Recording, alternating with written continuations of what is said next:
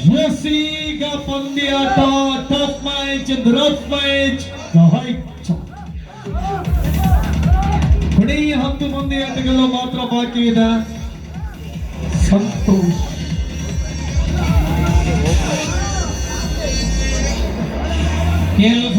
ಒಂದು ಸುತ್ತನ್ನ ಗೆಲ್ಲುವಂತಹ ಸಾಧಿಸುವಂತಹ ಸಮಯ ಹತ್ತಿರವಾಗಿದೆ. ಅಲ್ಪ ಮುನ್ನಡೆ ಸಿಕ್ಕರೆ ಮುಂದಿನ ಹಂತಕ್ಕೆ ತೆರೆಗಡೆಗೊಳ್ಳುವಂತಹ ಸಮಯ ಇದೆ. ಒಂದು ಸುತ್ತನ್ನು ಸಂಪೂರ್ಣವಾಗಿ ಗೆದ್ದುಕೊಳ್ಳುವಲ್ಲಿ KL14 ತಂಡ ಪ್ರಯತ್ನವನ್ನು ಪಡ್ತಾ ಇದೆ.